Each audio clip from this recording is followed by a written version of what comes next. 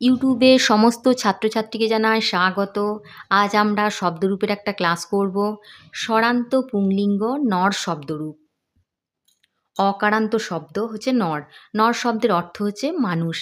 বাঁ দিকে আমরা বিভক্তি লিখব, ডান দিকে 3টে বচন লিখে নেব। এইভাবে ছকটা করে নেব। এই ছকটা সব শব্দরূপের ক্ষেত্রেই প্রযোজ্য। কীভাবে পড়বো আমরা একটু দেখে নিই। প্রথমাতে নরঃ নরৌ নরা, দ্বিতীয়া নরম নরৌ নরান, তৃতীয়া নরেন নরাভ্যাম নরৈ, চতুর্থী নরায় নরাভ্যাম নরেভ্য, পঞ্চমী নরাৎ নরাভ্যাম নরেভ্য, ষষ্ঠী নরস্য নরয় নরানাম, সপ্তমী নরে নরয় নরেষু, সম্বোধনে নরঃ নরৌ নরা। যাবতীয় অকারান্ত পুংলিঙ্গ শব্দের রূপ এই নর শব্দের মতন হবে। যেমন কাক, কাল, অংশ, আচার্য, ইতিহাস, অর্থ, এগুলো সবই, কেশ, মানব ইত্যাদি এগুলো সবই হচ্ছে অকারান্ত শব্দ। এইসব শব্দের রূপ এই নর শব্দের মতোই হবে। বিভক্তি সহযোগে আমি বাংলা মানেটা একটু বলে দিই।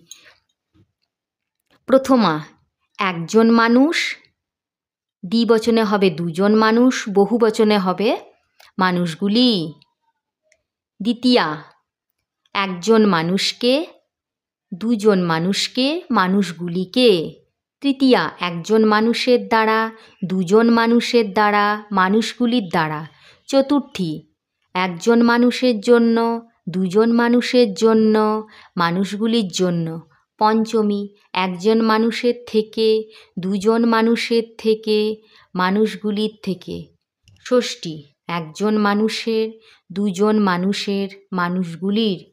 সপ্তমী একজন মানুষের মধ্য, দুজন মানুষের মধ্যে, মানুষগুলির মধ্যে। আর সম্বোধনে একজন মানুষকে সম্বোধন করা হয়েছে, দ্বিবচনে দুজন মানুষকে সম্বোধন করা হয়েছে, বহুবচনে মানুষগুলিকে সম্বোধন করা হয়েছে। যদি ভালো লাগে তাহলে অবশ্যই চ্যানেলটাকে সাবস্ক্রাইব করে রাখবে।